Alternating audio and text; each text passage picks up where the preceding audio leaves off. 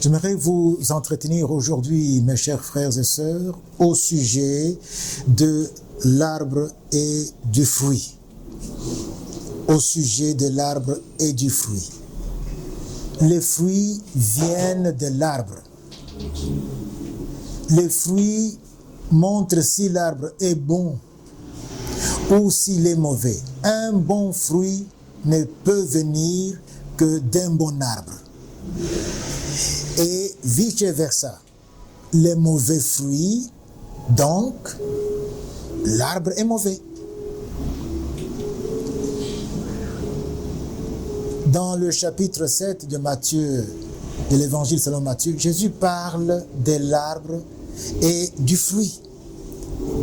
Il dit que c'est à leurs fruits qu'on nous reconnaîtra, qu'on reconnaîtra les chrétiens.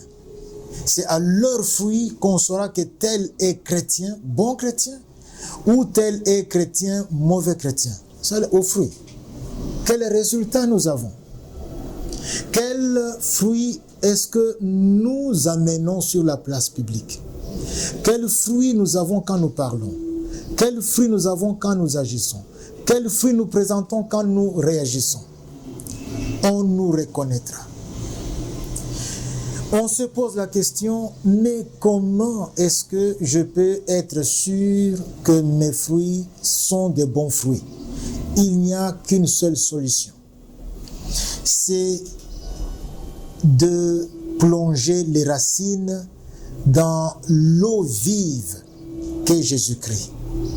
C'est en tant qu'arbre être connecté à Jésus. Il est dit que si on fait confiance en Dieu, on est comme un arbre dont les racines sont plongées dans les eaux. Le feuillage reste vert et on produit son fruit en sa saison. Et ce fruit est un bon fruit qui est durable. Si donc on est connecté à Jésus, on aura le fruit. Mais un fruit qui dure, un fruit auquel Dieu prend plaisir. Plusieurs disent être ainsi connectés à Jésus, mais on voit que dans leur vie, il y a autre chose. Et Jésus a dit, il ne suffit pas de m'appeler Seigneur, Seigneur, Seigneur, pour être sûr que, pour vous dire que vous êtes mes disciples. Beaucoup disent que Jésus est leur Seigneur. Beaucoup prétendent que Jésus est leur Seigneur. Beaucoup passent le temps à chanter, à louer. Et même, beaucoup passent le temps même à faire certaines choses. Que doivent faire les chrétiens? Prier, chasser les démons, prêcher, donner même leur bien. Et Jésus dit, il ne suffit pas de faire tout cela. Tout celui qui me dit Seigneur, Seigneur, n'entrera pas à coup sûr dans le royaume des cieux. Mais c'est lui-là seul qui fait la volonté de mon Père. Quand on a les racines plongées en Jésus, on va prendre la vie de Jésus et c'est la volonté de Dieu qu'on va vivre.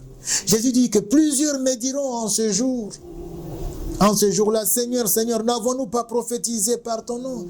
N'avons-nous pas chassé des démons par ton nom? N'avons-nous pas fait beaucoup de miracles par ton nom? Je leur dirai ouvertement, je ne vous ai jamais connu, retirez-vous, vous qui commettez l'iniquité. Mon frère, ma soeur, rien ne sert d'être hypocrite.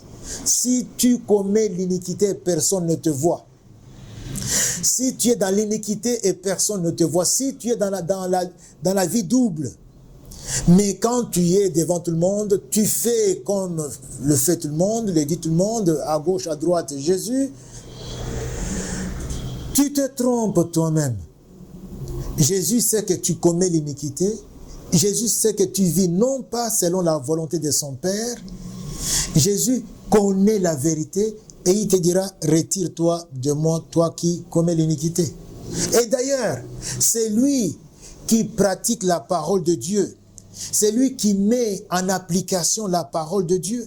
La Bible dit qu'il sera stable, qu'il sera ferme, même quand le vent va venir, même quand la tempête va venir et se rabattre contre lui, même quand les fléaux de tout genre vont venir, même quand n'importe quel autre désastre va venir.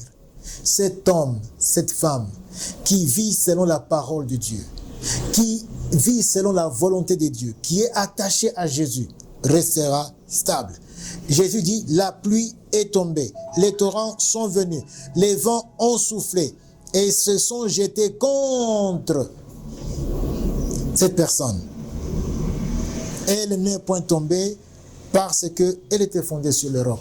Je voudrais, mon frère, ma soeur, toi qui vis, ta vie c'est le fruit de l'arbre que tu es. Pour que tu sois celui dont Dieu agrée le fruit, pour que ta vie soit agréable à Dieu, reste avec les racines, avec les profondeurs qu'on ne voit pas, mais alors connecté à Jésus, qui est l'eau vive, à Jésus qui va te donner sa vie, à Jésus qui va transformer ta vie, à Jésus qui va pratiquement te couvrir de sa présence et laissera apparaître un autre qui n'est pas toi, un autre qui est tout simplement Jésus en toi. Et c'est là ce que Dieu attend de toi et c'est le fruit que Dieu veut cueillir. Jésus en toi et non autre chose. Quel est le fruit de ta vie? Tu es quel genre d'arbre? Un arbre qui produit les bons fruits ou un arbre qui produit les mauvais fruits? Le temps est arrivé de te décider, de te réorienter, de te réajuster et d'enfoncer tes racines alors à Jésus et à Jésus seul. Soyez bénis, mes frères, au nom de Jésus. Amen.